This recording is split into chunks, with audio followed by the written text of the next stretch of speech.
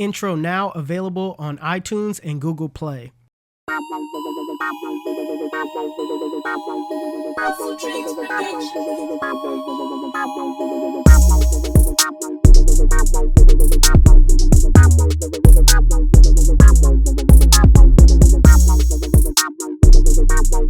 Alright you guys, so to start this haircut off, I'm gonna pick the hair forward.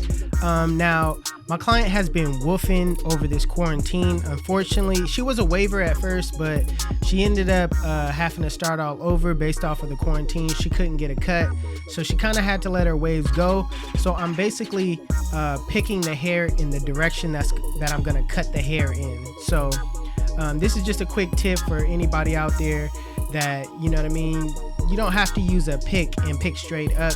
You can actually pick the hair forward in the direction of the wave pattern. So my client wanted a 2 all the way around, so I went ahead and grabbed my 2 guard. I put it on my Endless Cordless Masters and I closed the lever, and basically that is a full 2. If you open the lever, that's a 2.5. So remember, when you close the lever, that is an actual 2. And I'm just going with the grain of the pattern, making sure I hold down that ear, run that clipper all the way through the hairline. Being careful though, not to actually, you know, rush the process, because a lot of clients can have cowlicks in the front or even light spots in the front. So you want to make sure that you know, do your double checks with that first. You know what I mean? Even try going with a higher guard on that hairline area, just to make sure that, you know, you're not cutting anything too close.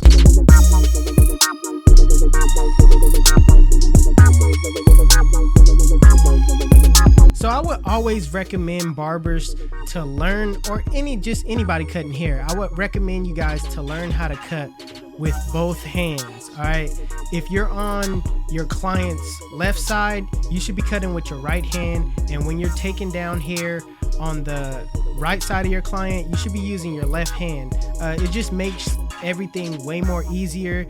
Your posture is different, and you know what I mean, you don't have to cut at a weird angle just using one hand.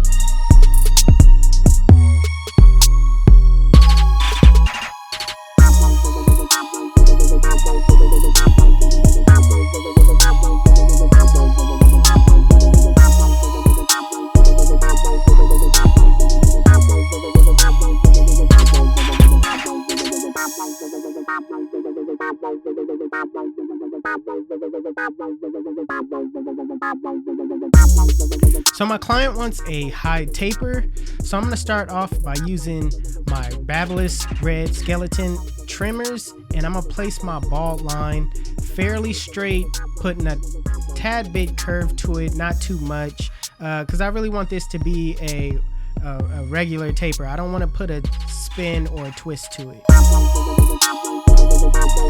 Next step is the lever open.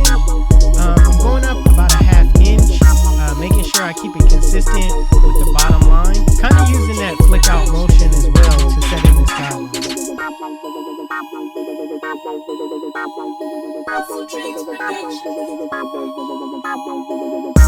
Now with the 1 guard open, same concept, going up about 1 inch, keeping that same consistency as the bald line that I set at the bottom.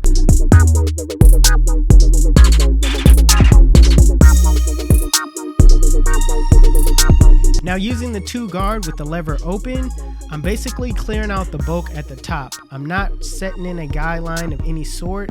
I'm just going to make sure that number 2 blends into the rest of the hair on top. Now putting back on that 1 guard with the lever open, I'm just flicking out that area between the 1 and the 2, making sure that it blends in nice and smooth. Now closing the lever on that 1 guard, what I'm doing is in a flick out motion, I'm basically softening up that middle line. That way you're setting yourself up so you can take it out with the next guard. So after you soften it up, with the one guard closed, it makes it real easy for you to put this 0 guard closed and flick out that middle line.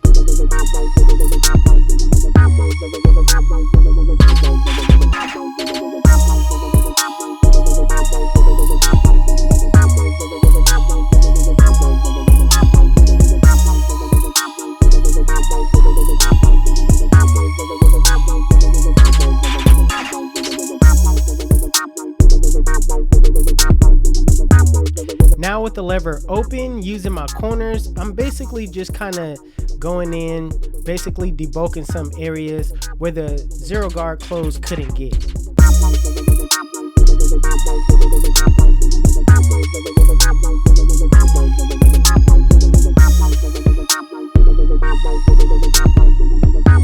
Now normally I just close the lever and just flick out that bottom line, but if you want to, take baby steps and kind of, take your time with the blend, it's better that you close the lever halfway and then flick out that middle line just to soften it up like we did with the 1 guard closed.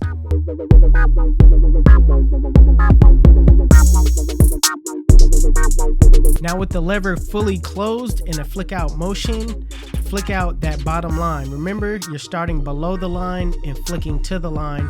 You're not really going up, and majority of this time, it may look like I'm using the full blade, but I'm using my corners the whole entire time.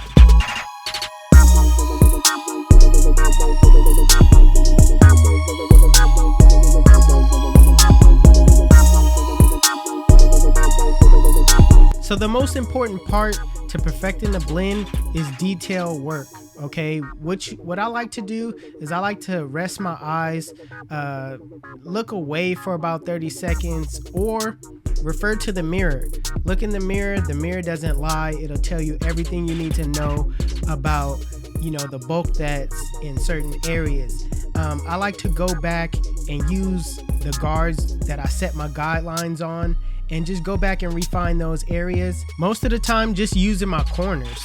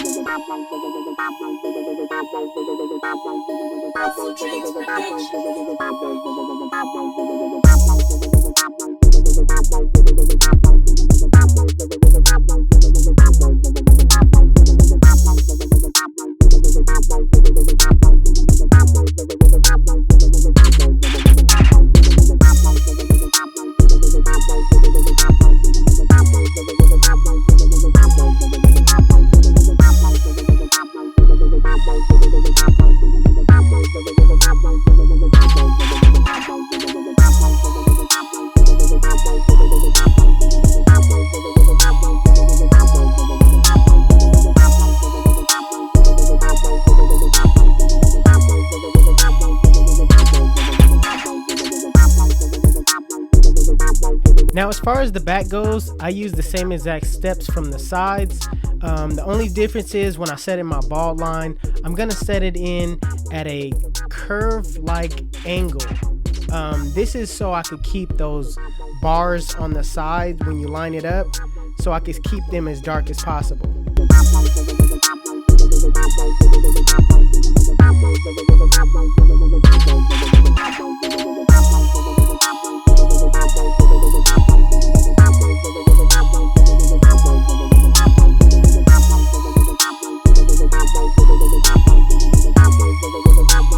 So with the next step, same thing as the sides, I'm going up about a ½ inch, making sure I keep that same consistency around the bald line. Now with the steps is basically the same thing, so I'm gonna be quiet and let you guys basically just look at what I'm doing.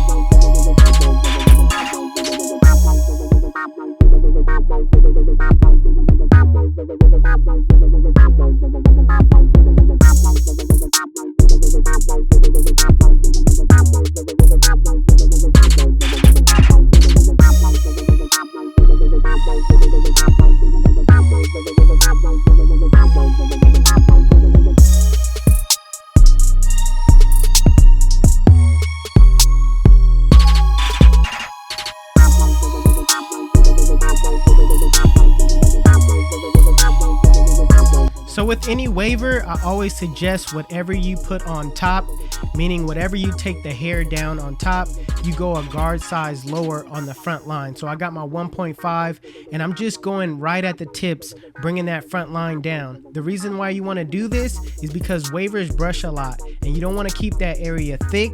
That way it won't be any overhang when they brush their hair.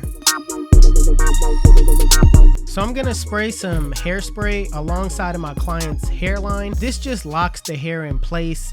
I'm spraying it behind the ear as well, just so I could, keep that hair locked and stiff.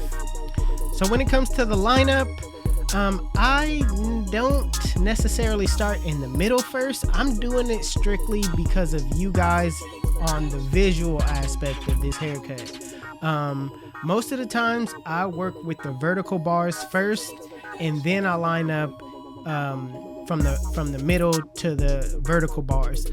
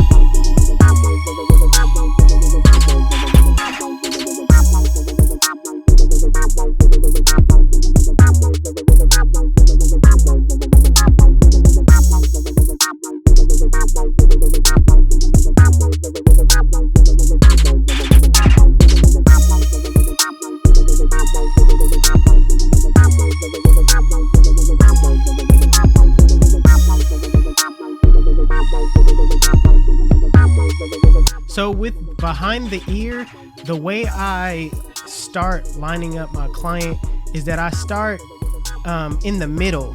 I pull the ear down, start in the middle. That way it gives my hand a good radius to, turn into that perfect circle. You don't want to start at the end of the hairline and work your way all the way over to the next end of that hairline. You want to start in the middle. That way you have a short distance between each side.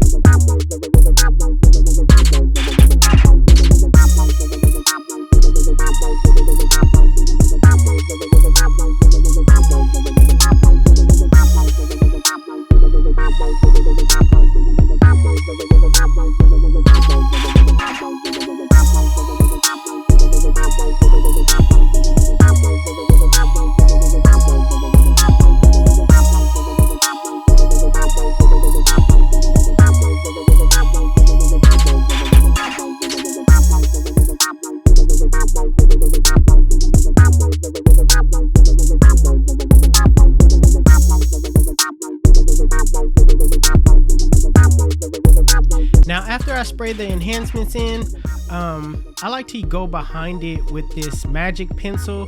Shout out to Get Beamed. When I went down there to Chicago, he hooked me up with this pencil, and I've been using it on my African American clients ever since. This makes a real good ash line for anybody that want to have that or is wondering how did they get that ash line. Most of the time it's from this pencil, or it could be from talc powder, or just dry skin period. But with this pencil, you really don't have to dry the skin. You can just use it, pull the skin, and it's going to create that ash line for you.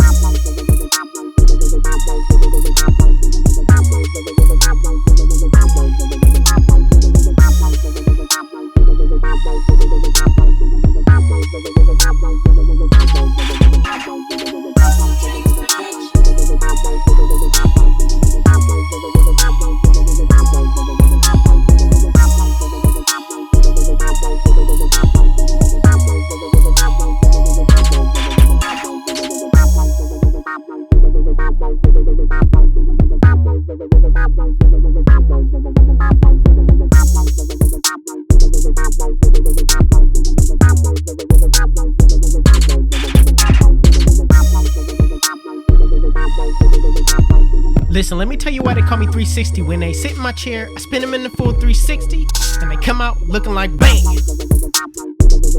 YouTube, this is the cut. And if you like it, make sure you give it a thumbs up.